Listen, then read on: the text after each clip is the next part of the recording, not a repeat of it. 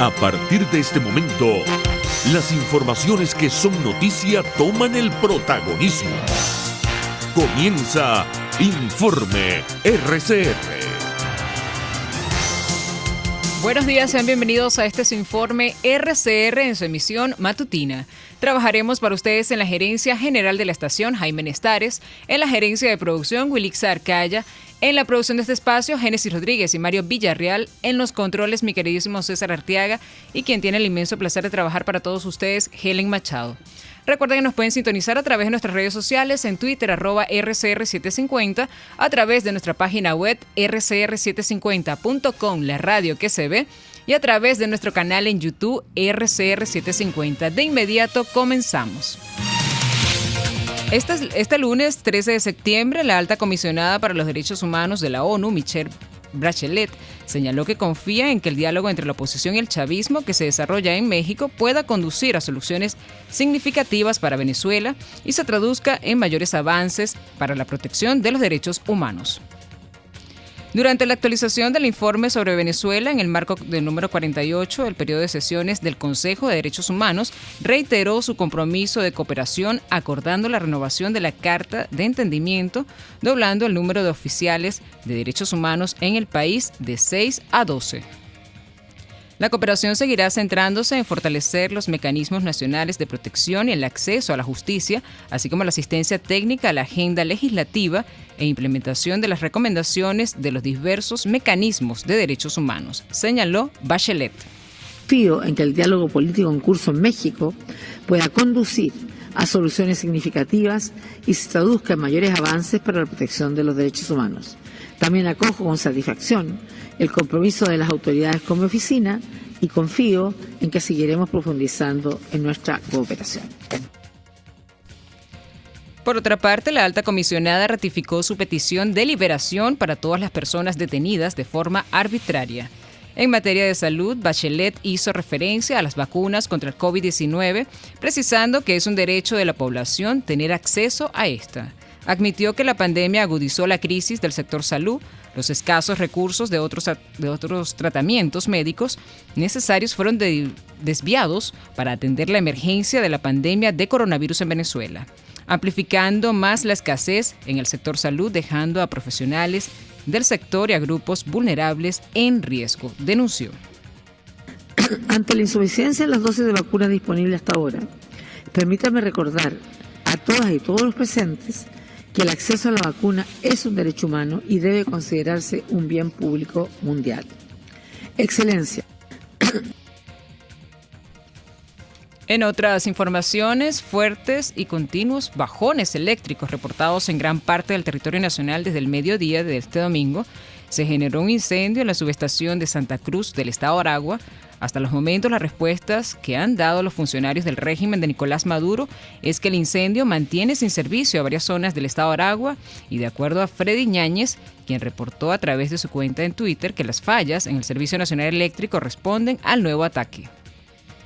Por su parte, el vicepresidente de Obras Públicas y Servicios de la administración de Nicolás Maduro, Néstor Reverol, a través de una llamada telefónica señaló que el nuevo ataque al Servicio Nacional Eléctrico desde es el plan de sabotaje permanente y que forma parte de la guerra multiforme que hemos recibido constantemente.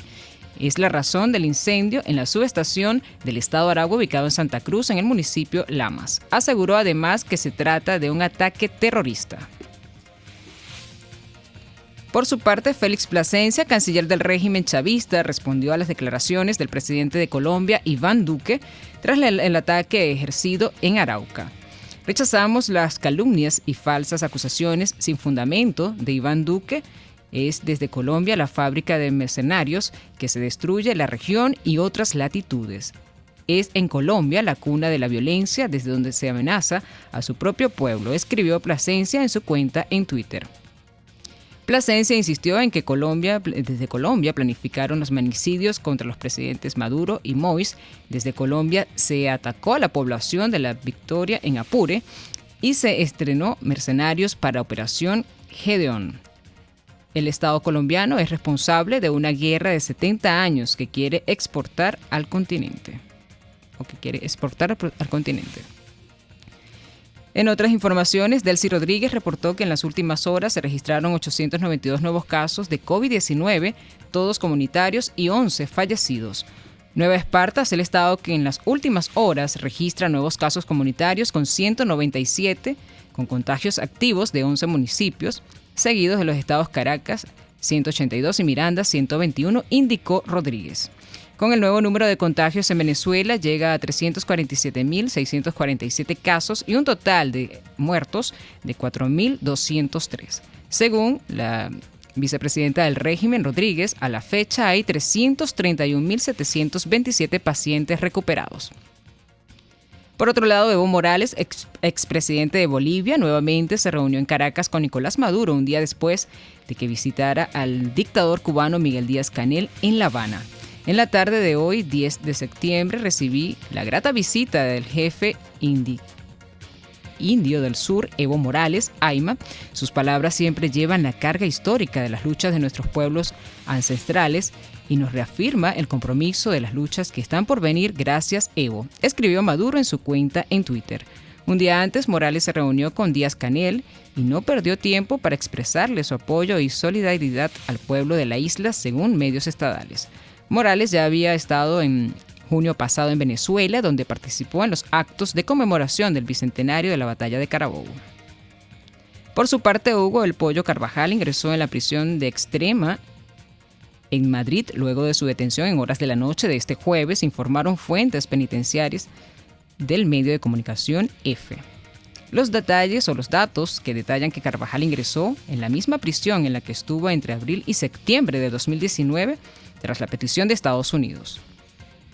Dicha investigación para localizar al prófugo comenzó tras su fuga en noviembre de 2019 y fruto al intercambio de información con la Oficina Antidroga estadounidense, la DEA, la policía española recibió datos sobre el posible paradero de Carvajal y dieron con él en una vivienda ubicada en la zona céntrica de Madrid. Por lo tanto, Franklin Carreño, hijo del periodista Roland Carreño, denunció que la vida de su padre está en peligro tras confirmarse su contagio de COVID-19, por lo que piden al régimen de Nicolás Maduro les sea concedida una medida humanitaria para que se recupere en libertad. A través de un video difundido en Twitter, explicó junto a su hermano que como familiares estamos muy preocupados por las consecuencias que pueda generar esta enfermedad a mi padre debido a las patologías que mi papá ya padecía antes, la hipertensión, el vértigo, la diabetes y la infección paranasal, explicó. Alertaron que la última vez que lo vieron, Carreño estaba anímicamente muy decaído, su piel muy pálida y presentaba dificultades para respirar. Anímicamente estaba muy decaído, su piel muy pálida y presentaba dificultades para respirar. A pesar de su condición de salud, mi papá no pierde la convicción y su deseo de reconciliarnos y reencontrarnos como país para seguir trabajando por Venezuela. Como familiares estamos muy preocupados por las consecuencias que pueda generar esta enfermedad a mi padre, debido a las patologías que mi papá ya padecía antes, la hipertensión, el vértigo, la diabetes y la infección paranasal. Por esto solicitamos a las autoridades competentes que hoy tienen preso a mi papá, le den una medida humanitaria que permita que mi papá pueda recuperarse en libertad. Nosotros tememos enormemente por la vida de nuestro padre que hoy está en juego. Por favor, liberen a Roland Carreño. Y en otras informaciones, Daniel Ceballos anunció que declina a su candidatura a la gobernación de Táchira debido a su inhabilitación política que le impide inscribirse ante el Consejo Nacional Electoral. Ante mi inhabilitación y la imposibilidad de inscribirme ante el CNE, hoy anuncio que he decidido declinar mi candidatura a la gobernación de Táchira. No seremos la piedra de tranca para que este proceso continúe, al contrario queremos que todos participen, escribió Ceballos en su cuenta en Twitter. Quiero hacerles llegar un mensaje que describe lo que hemos intentado hacer. Hemos puesto todo nuestro empeño, todo nuestro esfuerzo, lo mejor de nosotros para hacerles llegar una propuesta de largo plazo que los incluye a todos. Pensamos y soñamos con ese Táchira eminentemente agrícola, produciendo comida para resolver el problema de todos, que es el hambre. Porque ya no hay petróleo, porque se acabó la renta, porque ya se acabó el Cadivi, se acabó la regaladera, se acabó la lotería y ahora solamente queda este país que requiere de los ciudadanos, de nadie más. Requiere de que cada uno asuma su rol, su responsabilidad y se vuelva el dueño de su destino. Y eso es lo que hemos venido proponiéndole a todos, y eso ha sido en medio de la peor dificultad, como subir la montaña. Cada vez que estamos más arriba, más difícil y más obstáculos vamos a tener que atravesar. Por su parte, la gobernadora del estado Táchira, Laida Gómez, se pronunció enfáticamente mientras se celebraban las primarias de cara a las elecciones de candidatos para las elecciones regionales y municipales previstas para el próximo 21 de noviembre. Dijo que el político que no quiera contarse en primarias es porque le hace el juego al gobierno de Maduro. Mientras participaban en las primarias del municipio Junín, Gómez señaló que los tachirenses que actuamos de manera responsable, que no le estamos haciendo el juego al gobierno, ni vamos a permitir que se haga el juego al gobierno. Estamos democratizando las candidaturas unitarias a los alcaldes de los municipios, sentenció. El dirigente político Roberto Patiño aseguró que en la unidad dentro de la oposición debe estar por encima de cualquier agenda personal, luego que la MUD eligiera a Tomás Guanipa como candidato en Caracas. Una vez tomada una decisión, no hay duda de que debemos respaldarla, dijo Patiño. Si bien señaló que es en consenso, es un método válido para seleccionar a candidatos, advirtió que fue un error no realizar primarias más allá de Caracas. Los mejores métodos de selección son los que incluyen a la gente, resaltó. Sobre Tomás Guanipa, reconoció que ha hecho trabajo político durante muchos años y tiene el reconocimiento de Primero Justicia y los demás partidos. Guanipa ahora es el candidato de todos los que queremos en la unidad, destacó. Roberto Patiño insistió en que es importante lo importante de este proceso es regresar a la política para poder ser la esperanza que tenemos que comportarnos distinto o los adversos a pesar de las adversidades, afirmó. En otras informaciones, Rusia advirtió este viernes en el proceso de extradición del empresario colombiano Alex Saab de Cabo Verde hacia Estados Unidos sería una seria amenaza que podría socavar el proceso de negociación iniciado en México entre el régimen de Nicolás Maduro y la plataforma unitaria liderada por Juan Guaidó. Mediante un comunicado, la Cancillería rusa ratificó su apoyo a la mesa de negociación, de la cual es acompañante, y expresó su preocupación por algunas acciones de actores externos que presentan riesgo de socavar la frágil confianza que se ha desarrollado entre las partes. En concreto, se refirieron a la esperada extradición del presunto testaferro de Maduro, luego de que el Tribunal Constitucional de Cabo Verde alabara el proceso en su contra. Washington está de hecho tratando de utilizar a Alex Saab como palanca de presión adicional sobre el gobierno venezolano. Vemos esto como una seria amenaza a los esfuerzos de las partes por encontrar formas mutuamente aceptables para el desarrollo del futuro de este país, señaló el ministro de Exteriores ruso. En economía, el Fondo Monetario Internacional, FMI, no ha desembolsado los $5.000 millones que le corresponden a Venezuela porque no reconoce a Nicolás Maduro como presidente legítimo del país. Así lo afirmó el economista José Guerra, diputado de la Asamblea Nacional electa en 2015. Guerra hizo la observación en Twitter días después de que la plataforma unitaria de la oposición y la administración de Nicolás Maduro firmaran dos acuerdos en México, uno de ellos relacionado con la utilización de los recursos de Venezuela para atender la emergencia sanitaria. Ese dinero es de Venezuela y hay que recuperarlo, instó el parlamentario.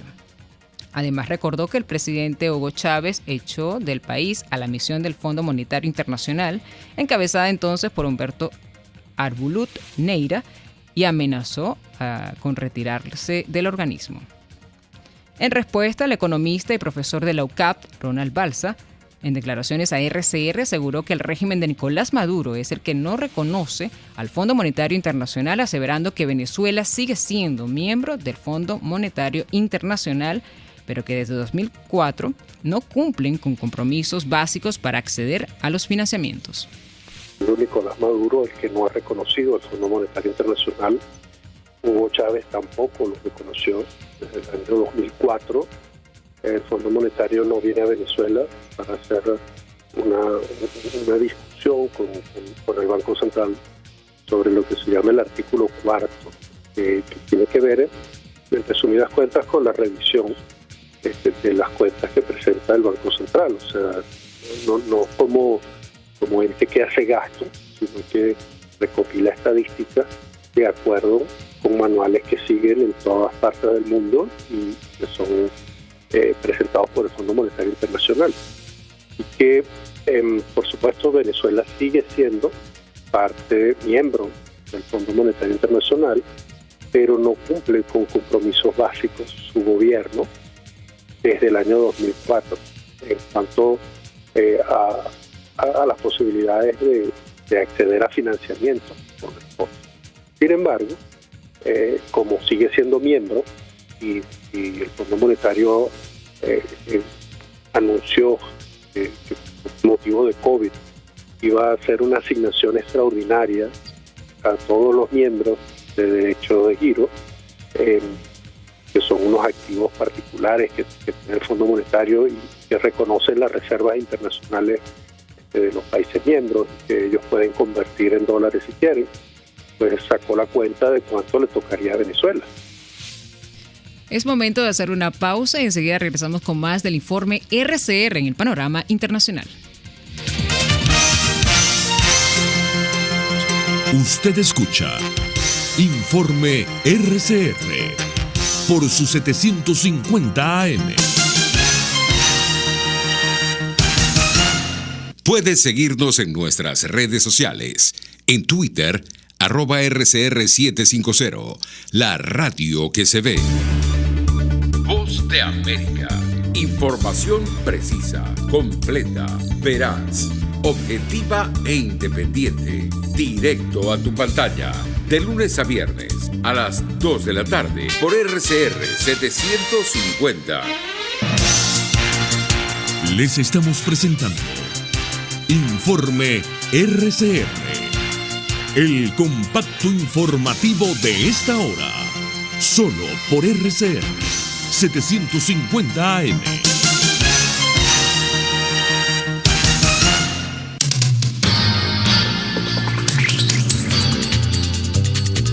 En internacionales, terroristas palestinos lanzaron un cohete hacia Israel desde la franja de Gaza este domingo por la noche, informó el ejército israelí y agregó que el cohete fue interceptado.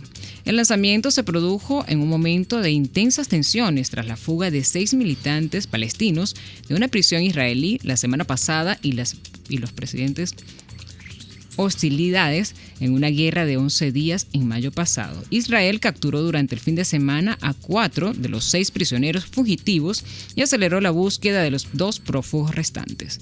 En represalia, los terroristas en Gaza han disparado cohetes contra Israel durante 3 noches consecutivas. Israel generalmente responde al lanzamiento de cohetes con ataques aéreos contra objetivos relacionados con el grupo terrorista de Hamas en Gaza. Entre tanto, el alto comisionado de las Naciones Unidas para los Refugiados, el italiano Filippo Grandi, llegó este lunes a Kabul para evaluar la grave situación humanitaria de Afganistán, agravada desde la toma del poder de los talibanes. He llegado a Kabul esta mañana. Durante mi visita evaluaré las graves necesidades humanitarias y la situación de 3.5 millones de afganos desplazados, escribió en Twitter. Grandi fue recibido en el aeropuerto por miembros del gobierno interino de Afganistán, según se puede observar en la fotografía que publicó junto al texto en la red social. El portavoz de ACNUR en Kabul, Nader Fahars, explicó a AF que aunque podían confirmar la llegada de Grandi a Afganistán, todavía no está clara su agenda o con quién se reunirá, y anotó que estará durante 2 o 3 días en la capital afgana. Con esta información pasamos a materia deportiva. Le damos el pase a nuestro colega David Rodríguez con el desayuno deportivo de este lunes. Muchas gracias por el pase, Helen. Feliz inicio de semana para todos. David Rodríguez para todos ustedes en Radio Caracas Radio. Iniciamos las informaciones este lunes con el mundo de la gran carpa porque el toletero Francisco Lindor conectó 3 cuadrangulares en lo que fue la victoria de los Mets de Nueva York 7-6 ante los Yankees. En otras noticias del béisbol de los Estados Unidos, Max Scherzer consiguió su ponche número 3000 en lo que fue la victoria de los Dodgers de Los Ángeles 8-0 ante los Padres de San Diego. En el mundo del fútbol, la Vinotinto del futsal arrancó ganando en lo que fue el Mundial de Lituania 2021 con un marcador ajustado de 2-1 ante el conjunto local. En la NBA, el retorno de Marc Gasol desde Los Ángeles Lakers a los Memphis Grizzlies ha sido uno de los bombazos en lo que ha sido este mercado de transacciones en el mejor baloncesto del mundo. En la Fórmula 1 pasó de todo en la jornada dominical en el Gran Premio de Italia con un choque polémico entre los dos principales candidatos al título, en este caso el neerlandés Max Verstappen de Red Bull y el británico Lewis Hamilton de la escudería Mercedes. En el mundo del tenis, en el US Open, la británica Emma Raducanu, quien provenía de las rondas previas de clasificación al torneo, terminó ganando en Flushing Meadows y ahora del puesto 150 ha pasado al número 23 del ranking mundial. Y en masculino, un juegazo tuvo que realizar el ruso Daniil Medvedev para ganarle a Novak Djokovic y evitar que el serbio se convirtiese en el jugador con mayor cantidad de trofeos de Grand Slam en su carrera. Con parciales de 6-4, 6-4 y 6-4, el ruso Medvedev ahora es el nuevo número 2 del escalafón mundial. Les deseamos a todos un feliz inicio de semana. Y así finalizamos este compacto informativo. Los invitamos para que sigan con más de la programación de su RCR. Gracias por escucharnos. Hasta aquí este compacto noticioso. Manténgase en nuestra sintonía, porque estaremos informándole de la noticia al momento de producirse. RCR 750 AM.